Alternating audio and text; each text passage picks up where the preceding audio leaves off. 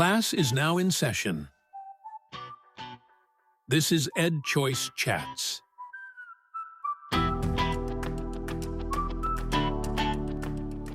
Hello, and welcome back to another edition of EdChoice Chats. This is Mike McShane, Director of National Research at EdChoice, and I am joined on the line today with my colleague Colyn Ritter and my quasi-colleague. I think of you as a colleague, Ben, has a loose, unstructured affiliation with our great institution, but Ben Scafidi, who's a professor of economics at Kennesaw State University in beautiful Kennesaw, Georgia, but also, I believe, a fellow of some description at EdChoice.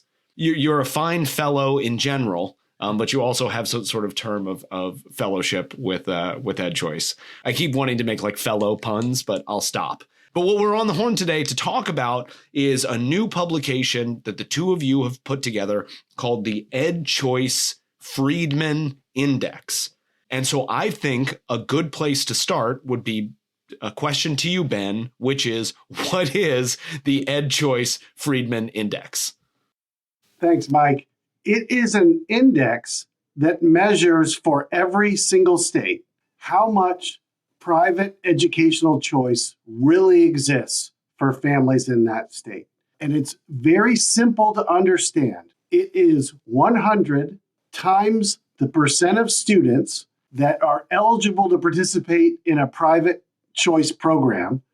But the key there is eligible with funding. And so Colyn has called this funded eligibility. So it's 100 times the percent of students that are able to participate in a choice program in a state, times the average award to choice students divided by state and local funding in public schools. So EdChoice, I think, is having a new tagline: all students, all options, all dollars. So if all students are eligible and there's funding for them, the funding awards to choice students are equal to state and local funding in public schools. And if the options families have are multi-use, you can use them for tuition payments, you can use them for other educational services outside of public school or private school walls, then we give you an index score of 100. So it ranges between 0 and 100. So it's all students, all options, all dollars. Okay, that's helpful. So understanding what a perfect score would be if every single student in your state is eligible for a private school choice program and there is funding available for them to attend with that, and the amount that would go into their education savings account or other program is equal to what the state spends at the state and local level. And they have multiple choices. So it doesn't necessarily, and correct me if I'm wrong on this, Ben, it doesn't mean that your state has to have an education savings account program, though that's probably the easiest way to accomplish that. There are other ways in which states could conceivably satisfy that and get their perfect score.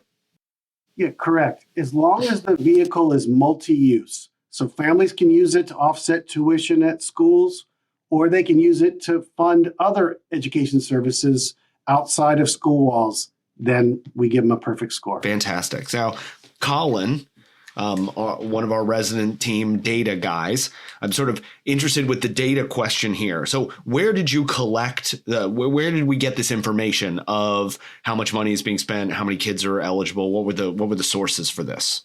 Yeah, really great question, Mike. And we really Ben and I have talked about this throughout the work. None of this would have been possible without work done by John Merrifield, by Drew Catt, who used to work on the research team at EdChoice.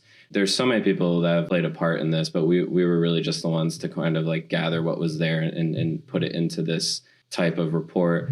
So a lot of it comes from federal data, for example, the local, the state and local funds. We get that from the NCES reports, Ben, I believe, the most recent ones. And one thing that we also wanted to make sure, and we do talk a lot about, is that we use most recent data available. So when it comes to students participating or students eligible in a private school choice program, we use the ABCs. The ABCs of school choice is something that EdChoice publishes every year. It's our flagship publication. That has a multitude of data sources, but when it comes to, depending on the state, for example, we use Florida Step Up for Students on Florida's student data. So it really depends on the state. We want to use the most recent data available. The ABCs is certainly a source. For the funding, it's the federal data from NCES, and that's really it. But when the ABCs is just a broad way of an umbrella of data sources, I'd say, because it's coming from the methodology and the data sources pages, and the ABCs are they're a tough read. It's coming from a lot of different places, and it's a good problem to have because there are so many new programs, and so many states have them now. So we pulled them from a multitude of sources. So now, Ben, Colyn mentioned some of these previous efforts. I'm wondering if we can just take a moment because, as he said, this isn't the first effort in doing this. What has maybe been done before? How is this different? What did you kind of learn from previous efforts that have tried to measure things like this? I think a lot of the previous efforts were not getting at Milton and Rose Friedman's vision of universal choice.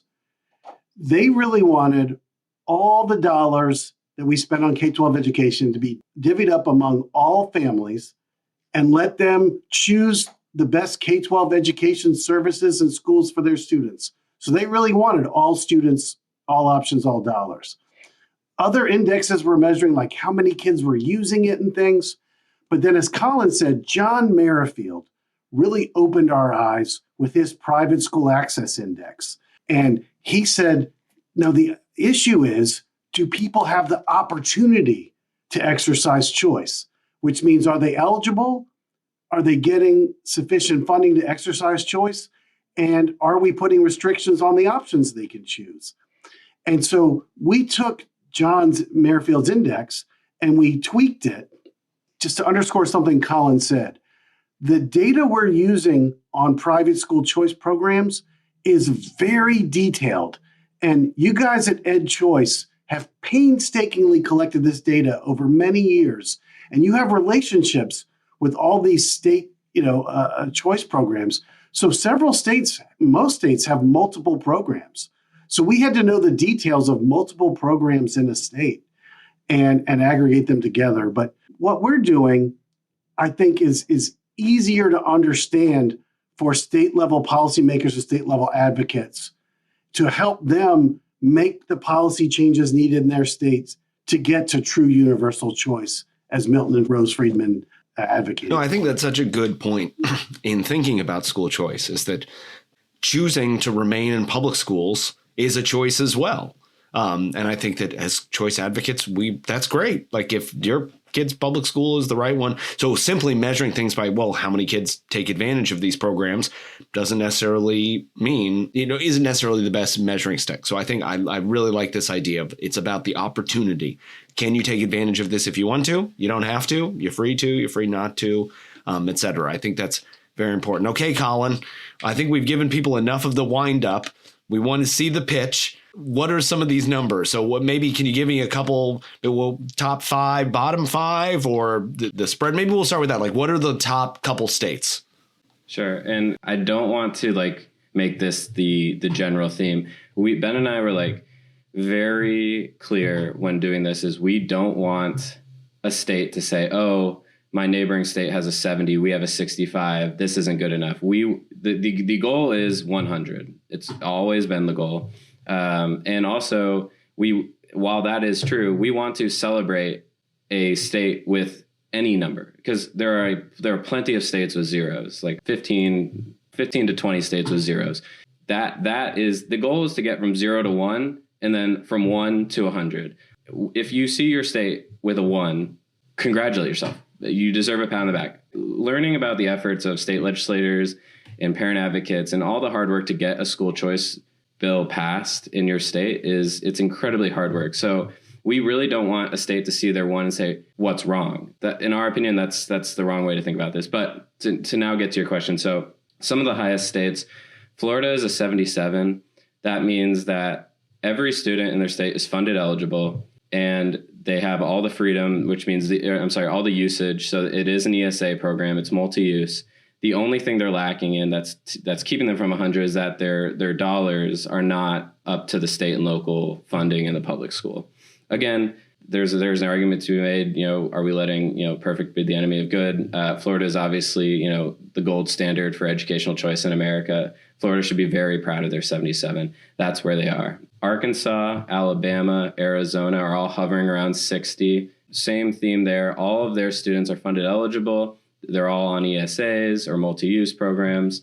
The only thing keeping them is the money. So their average scholarship amount is about 60% of what kids in the public schools are getting in terms of state and local funds. Other than that, after that, you have Indiana and Iowa, a couple of Midwest states. The only difference in Indiana is that their program is not multi-use. It's not an ESA. Their universal program is a voucher. They do have an ESA program, but it's only available to students with special needs.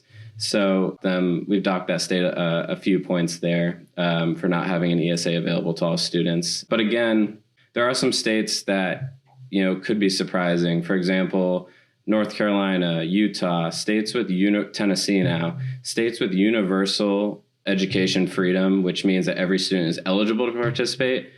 They're at a 1, Tennessee's at a 4, but their score is pretty small compared to some of these other states with universal eligibility. And the difference is the funding. And Ben, I want to kick it to you because I think you put it really well. What's the difference between a state with universal eligibility and universal funding and how that knocks the score? So choice advocates around the country, including all of us, like to say 14 states now have universal school choice. Yay! Utah's one of them. In Utah, every student is eligible, but there's only funding for 2% of students. So even if half the students in the state, their families wanted to exercise choice, there's only funding for 2% of the students. Now, what Utah gets right is their average award to choice students is 79%, as high as state and local funding in public schools. So if Utah had universal funded eligibility, they would be number 1 on our index. They would have a score of 79. And then some of their students don't get ESAs, so we do a modest deduction there. They don't have a multi-use vehicle. So Utah gets a 1, but as Colyn said, people in Utah probably have a lot of arrows in their back and in their front from trying to go from 0 to 1. And given that their program already has in law universal eligibility, I think they're primed to shoot up the rankings. They just need to increase that funding piece. Public schools tend to get more money over time on an inflation-adjusted per student basis. Policymakers in Utah got to say, what's the best investment of our money? And I think the research is pretty clear. It's putting it into their choice programs. Yes, it's easy for us bean counters to say, come on, you guys should have done much better than this. So no, I think that's a really worthwhile way of looking at it. I want to say one thing, and like for those struggling to conceptualize like what's the difference between universal eligibility and universal funded eligibility, think of it this way. So North Carolina has a voucher program. 2 years ago, they had a universal voucher program. Every student in the state is eligible to participate.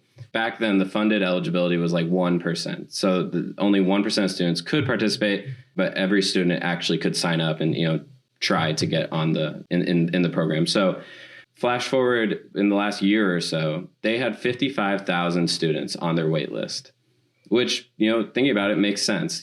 There's a huge wait list because there's only funding for 1% of students, even though every student in the state could participate. So as families learn more about it, as information spreads, students are saying, families are saying, hey, I want my student to participate in this. I want to exercise some form of choice over my child's education. So recently in the last year, they added more money into the program to allow for every one of those waitlisted students to participate. Now, North Carolina is a pretty big state, so 55,000 students through our index won't make a huge dent. North Carolina is still a 1 in our index. Now, their eligibility went from like 2% to 5%. But that is the difference. There are kids on the wait list in universal eligible states without the funding. Now, in states like Florida, Arizona, Arkansas, where there is funding, there is no wait list. Students are eligible and they get the funding to do so. That's the difference. In states like North Carolina and Utah, presumably there will be another wait list in North Carolina, given the fact that there's still only 5% of kids with eligible to be funded to participate.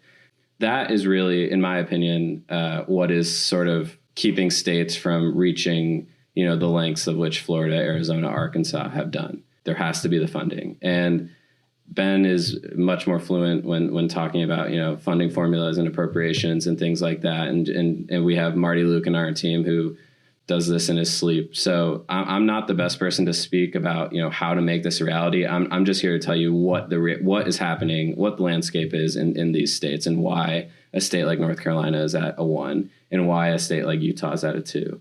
And the truth is that the funding is not there, even though the eligibility is there for students. And that creates demand and wait lists. And kudos to North Carolina, a huge kudos to North Carolina for making those 55,000 kids eligible. Now do it for the other, 1.6 million kids in North Carolina. So, Ben, I have potentially, since Colyn teed that one up, a sort of nerdy school finance question. Because I think some people might be looking at this, okay, Florida, gold standard, top trumps here, top of the table, but still only a 79. So it's basically getting some fraction of the total state and local money that's there. And I don't know if you're like super well versed in Florida's exact formula here, but I was wondering if you could maybe walk folks through what this sort of looks like, even in some of these higher scoring states, like where they're getting a fraction of the state and local. Is it that they're not getting the local? Is it they're getting there's some multipliers that are in there? Just like, what is the math that churns out how much each kid gets?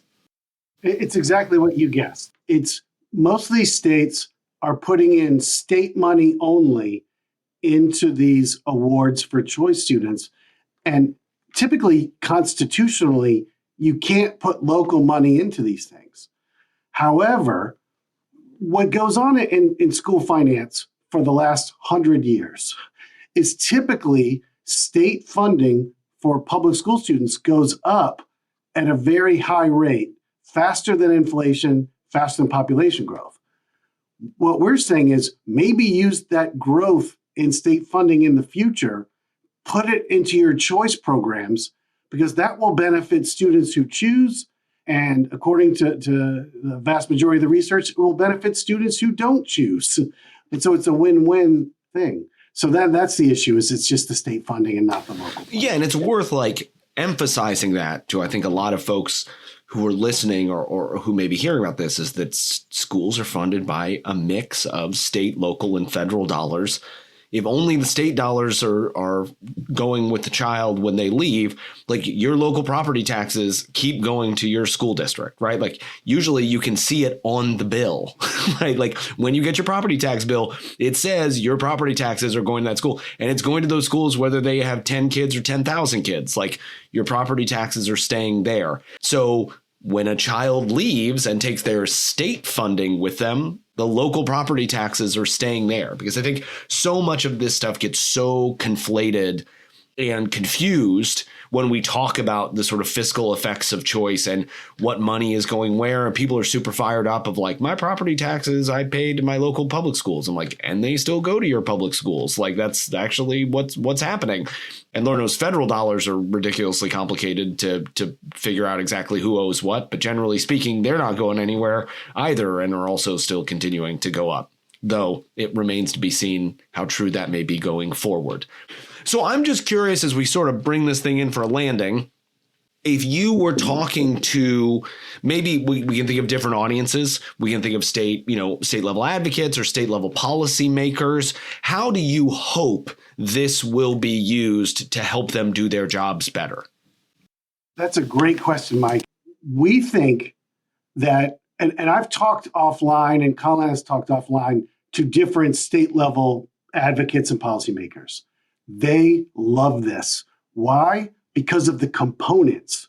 So you have a score, Utah's a 1 or whatever. And then we have an all students column, 2% funded eligibility, all dollars, 79%. So they can see right away as advocates and policymakers, what do we need to do to move closer to universal choice? They see from that component, we need to have a higher funded eligibility rate. So advocates can use our index and our components to say to policymakers, this is what we need to do specifically to get to true universal choice. Yeah, that's really well said. And what we like is really just the simplicity. Think about like your football team, separate your three your parts of the game into offense, defense, special teams. Think about how easy that would be to and you see a progress bar, let's say, where your offense is at 100%, your special teams is at 100%, your defense is only at 40. It's like, well, there's a very clear void that needs to be filled. Same thing here. You're going to see a logo with a dollar sign. You're going to see a silhouette of children. Then you're going to see a flag. This could be down the road. We don't really have this actually yet, but hopefully one day there's progress bars with those three logos, and you can see which are filled up to the brim. For example, like Florida, you would have the flag, which indicates all the options. That would be 100% filled. The silhouette of the children would be 100% full, and that would mean that all of the kids are funded eligible. What they would see is the fact that their dollar sign is just about 3/4 full. And again, like if Florida really wanted to get to 100, they'd say, how can we do that? We're already here. We've done so much. All right, just the dollar amount has to become equal to the state and local funds. It's different for a state like, let's say a state like Kansas, for example, with a score of 1. Kansas has a smallish tax credit scholarship program. They would see that their state, only 1% of Kansans can participate, and then their scholarship size in that program is only 22%. They would see, all right, we have a lot of work to do if we want to get to these type of states. It's that type of thing. And Ben put it well, like we've sort of like soft launched it with state partners, and those people are so busy, and they have so much to do on the ground, and they're in the trenches trying to fight and make sure that a bill is, whether it's being expanded or a new bill is being enacted, like in Tennessee recently.